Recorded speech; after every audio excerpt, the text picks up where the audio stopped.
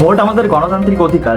যদি ভোটার তালিকায় সমস্যা থাকে, যদি ভুয়া নাম ঢুকে যায় ভোটার তালিকায়, ঠিক এই নিয়ে এখন নতুন ঝড় উঠেছে ভারতবর্ষে। কংগ্রেস নেতা রাহুল গান্ধী অভিযোগ করেছেন যে বিহারের গয়া জেলায় এক বাড়ির ঠিকানায় 947 জন ভোটারের নাম আছে। তিনি আরও অভিযোগ করেছেন যে কর্ণাটকের এক আসনে প্রায় 1 লক্ষেরও বেশি নকল ভোটারের নাম আছে। এর মধ্যে রয়েছে ডুপ্লিকেট নাম, ভুল ঠিকানা, এমনকি একই ঠিকানায় শত শত ভোটারের এন্ট্রি। কংগ্রেস দাবি করছে কোথাও একজনের নামে একাধিক ভোটার কার্ড রয়েছে ও অনেক মানুষকে একবারই ঠিকানায় দেখানো হয়েছে, এতে নাকি ভোট চুরি হচ্ছে। কিন্তু নির্বাচন কমিশন বলছে এটা ভুয়ো নয়। গ্রামে আলাদা বাড়ির নাম্বার না থাকায় একটি নাম্বারই ব্যবহার করা হয়েছে, তাই এক ঠিকানায় অনেক ভোটারের নাম দেখা যাচ্ছে।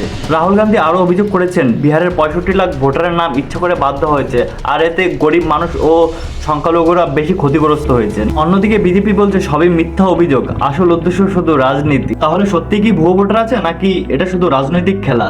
এর উত্তর সময় দিবে। তবে একটাই কথা, গণতন্ত্র বাঁচে সঠিক ভোট আর সঠিক ভোটার তালিকা দিয়ে। আপনাদের কি মতামত কমেন্টে জানাবেন।